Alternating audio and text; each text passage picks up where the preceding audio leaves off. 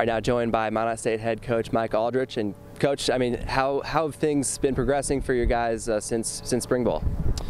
They've been going well. You know, obviously spring ball is short, 15 practices, and with the interruption of the blizzard that happened and all of the other things that we had to deal with because of that, with our bubble going down and having to practice at the high school or up on the grass field, it feels good to be out here where there's a little bit more stability in our schedule. Our new turf is in. We had to wait all summer for that. We had a bunch of guys here over the summer, but as coaches we can't be with them.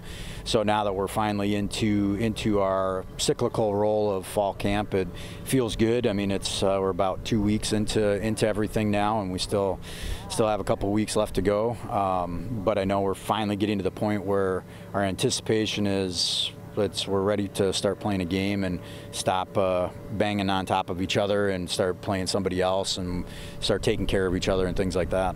And so coming off a 2-win season, how does this year's team maybe differ from last year's team, and where are you looking really for the biggest improvements? Well, I think the biggest thing is we're finally older.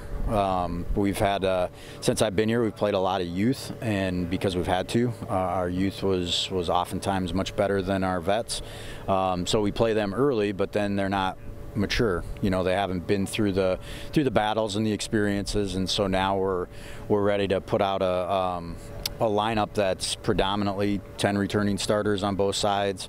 Our specialists are returners, so it feels good there, because we get into a game with vets, then the game in the moment doesn't get too big. You know, they've been through it before, and that's something that we haven't really enjoyed yet. And so now that's I think the biggest place of where we are, and we have stability at our quarterback position, our running back position, our wide receivers, all those things that we really kind of had to discover during the course of last season. And so now we're just in the process of growing within those positions now that we've matured. You also added a lot of new assistant coaches to your staff for this year. I guess, what has that been like, and what have those guys brought to your coaching staff? Yeah, I mean, that's the downside of the college football world, is the carousel of coaching. You know, we're pretty thankful that the guys that were here last year that have moved on to Division I programs and to chase their dreams, just like our players are chasing theirs. But our offensive line coach is somebody that I've worked with before and have a really good relationship with. So his transition was seamless. You know, we've actually been trying to get him for a few years, so that was good. And then our new wide receiver coach brings a lot to the table special teams wise, which isn't something that we've been real great at before. I was a special teams coordinator, and that's not the best spot as a head coach. I got too much paperwork to do. So I think that's going to pay off for us as well, as being able to lean on those areas of the field, that third dimension of football. So I think all in all, our transition's been much easier as a coaching staff, and that's because our team's just older, and I think that's good. Is that just one of the, I guess, downfalls of being at this level? Is that something you're always kind of planning for? Is that, you know, you're knowing that people can be in and out at any given time? Yeah, it's a double-edged sword. You know, I want the best for our coaches and for them to be able to chase the dream of what they want to chase, because I've done it too. You know, I'm an old man now, so I've been all over the country and chase those dreams. So I can't hold those guys back if they want to do that. But then selfishly, I'd love our whole staff to stay together for 30 years. But I know that's a pipe dream. That's not a reality. So that's the double-edged sword. I want them to push and improve in their career, but also to be able to keep stability. So kind of walk a fine line there, and just make sure you got a lot of names in your back pocket if it happens, and so you can make those phone calls. And so heading into the season, just a few days away, we're getting right to that time. Is there a few areas you guys are really focusing on the field for offensively or defensively?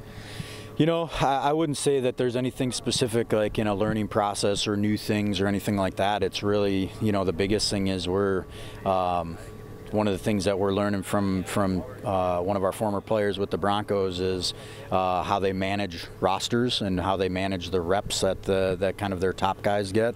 So this is the first time since I've been here where we're actually, as a coaching staff, we're having that conversation of, okay, how many reps are we going to give all E in this session? because he doesn't need those reps. The young guys need them. But he's also ultra competitive, so he wants those reps because he just wants to do well. So that's the other bonus of the kind of our older process is now we're starting to look at our roster in different ways and not just let's get out here and see if we can win a drill, but let's make sure we keep our guys healthy, give them the work they need, and then let's start working on the young guys and develop them.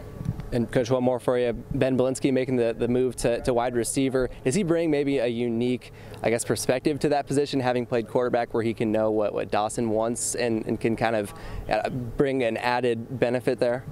Yeah, I mean, I think he'll have to, you know, wide receivers are traditionally selfish players, right? They want the ball and they want to score. And so he's had to deal with wide receivers as a quarterback where he's got to be able to keep them all happy. And now he's going to be more of that guy that wants to be a little bit selfish. But I think because of his perspective of having to be a team humble guy like a quarterback, you don't really hear much out of him. He's just out there trying to compete. And because of his maturity, he knows, like, we're not going to gift him a starting job. He's got to earn everything that he gets, and he's thankful for that. But when we talk about our team getting older, I mean, there's a perfect example of that as he's going into, I think, is it year 7 now, I think, for college football. But he's not only just playing wide receiver, he's also on our punt team, he's also a returner. So we're utilizing him everywhere where we couldn't do that while he was a quarterback. So when you got an electric guy like that, we're going to try to find ways to use him.